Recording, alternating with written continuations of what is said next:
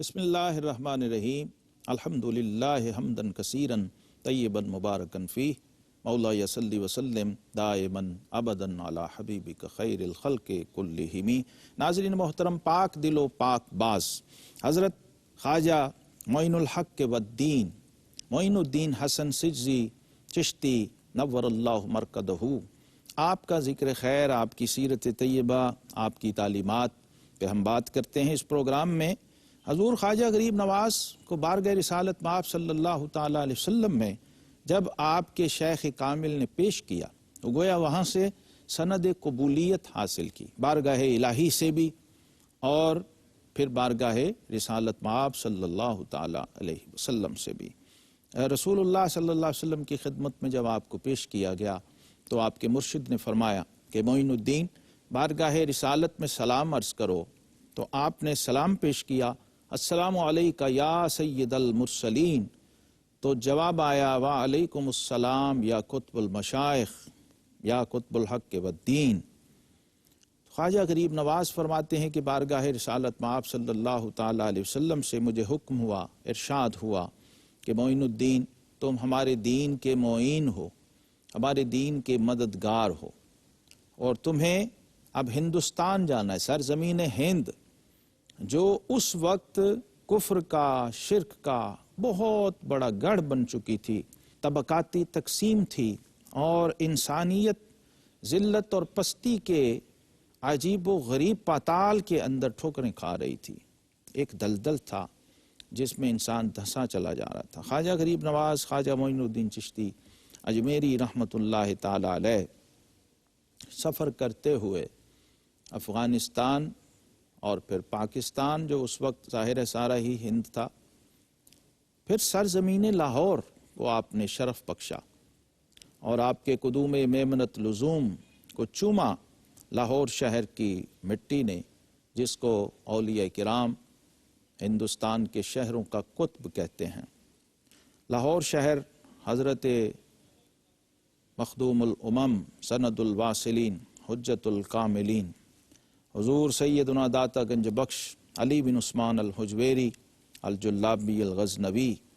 قدس سرہ العزیز کے قدم چوم چکا تھا، اور آپ یہاں آرام فرما تھے لاہور شہر میں۔ خواجہ غریب نواز یہاں پہنچے اور حضور داتا صاحب کی بارگاہ میں سلام پیش کرنے کے بعد سرزمین اجمیر کو آپ نے اپنا مرکز بنایا۔ اجمیر اس وقت گویا دار الخلافہ تھا، اور یہاں پر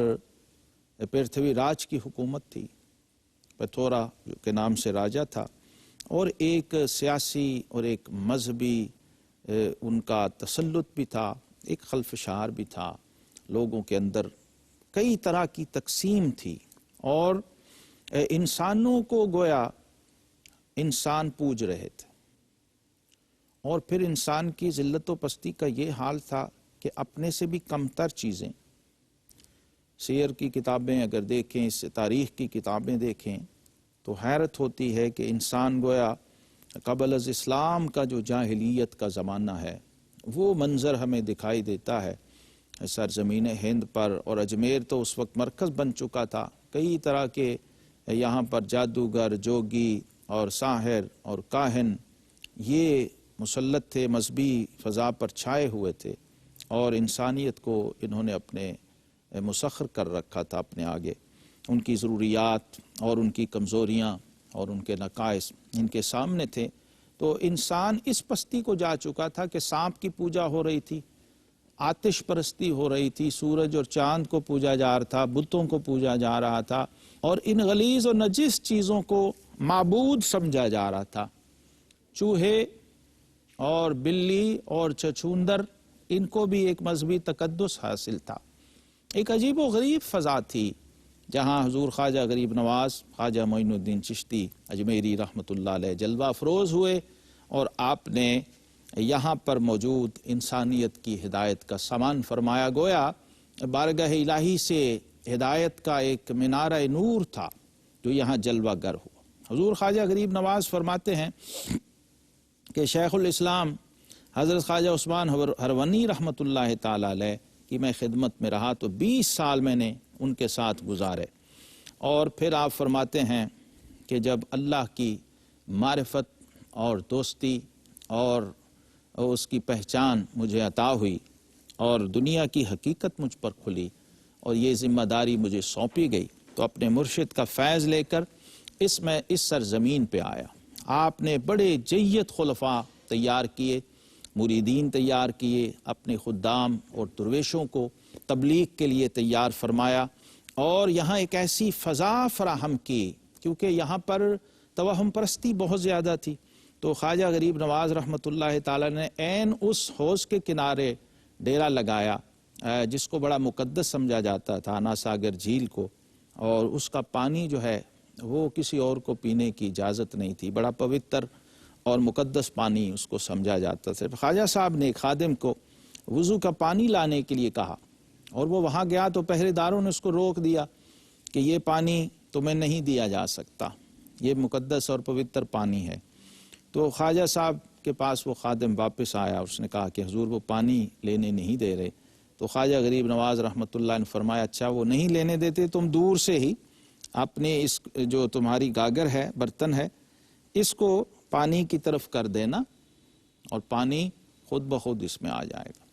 اب یہ منظر جب لوگوں نے دیکھا، وہاں موجود پہرے داروں نے اور ہندوؤں نے اور غیر مسلموں نے،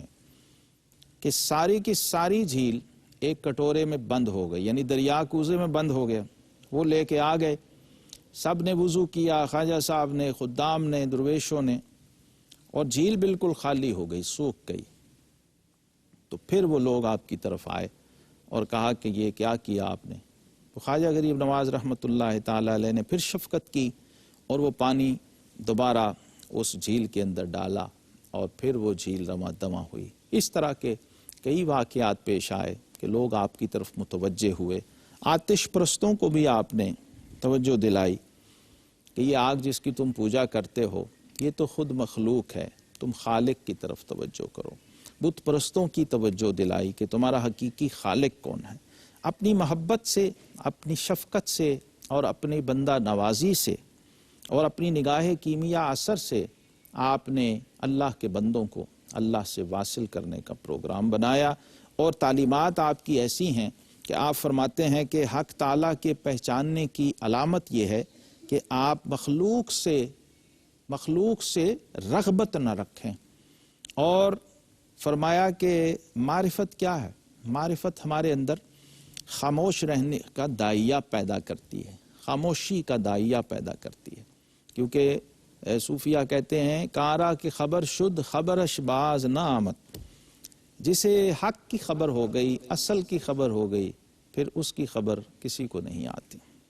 تو حضور خواجہ غریب نواز فرماتے ہیں کہ ہم سانپ کی طرح کینچلی سے باہر آئے اور نگاہ دوڑائی تو ہم نے دیکھا عاشق و معشوق اور عشق اصل میں ایک ہی ہیں، یعنی عالم توحید میں سب ایک ہے۔ یہ عارفانہ رسائی ہے، آپ کے معارف ہیں خواجہ غریب نواز رحمۃ اللہ علیہ کے، جو آپ کے مشاہدات اور آپ کے احوال سے تعلق رکھتے ہیں کہ جب نگاہ معرفت سے دیکھا تو کیا ہوا؟ اصل شہود و شاہد و مشہود ایک ہے، اصل شہود و شاہد و مشہود ایک ہے، حیران ہوں پھر مشاہدہ ہے کس حساب میں۔ انہیں ایک عالم حیرت اور تحیر بھی اس راہ کا حصہ ہے۔ اللہ تبارک و تعالیٰ کی یہ شان ہے، اس لیے صوفیاء یہ کہتے ہیں یا دلیل المتحیرین، اے اہل تحیر کے لیے دلیل راہ۔ جب لوگ حیرت زدہ رہ جاتے ہیں، بڑے بڑے عرفاء، بڑے بڑے صلحاء اور بڑے بڑے اولیاء، تو پھر وہ اللہ کی بارگاہ سے رجوع کرتے ہیں اور پکارتے ہیں یا دلیل المتحیرین، اے اللہ ہمیں اپنی طرف خود ہی راہ دکھا اور خود ہی ہماری رہنمائی فرما۔ حضور خواجہ غریب نواز رحمۃ اللہ تعالی علیہ، آپ کی تعلیمات، آپ کے ملفوظات سے ہم فیضیاب ہو رہے ہیں اس پروگرام کے ذریعے۔ یہ سلسلہ انشاءاللہ العزیز جاری اور ساری ہے۔ اگلے پروگرام میں آپ سے پھر ملاقات ہوگی۔ وآخر دعوانا ان الحمدللہ رب العالمین۔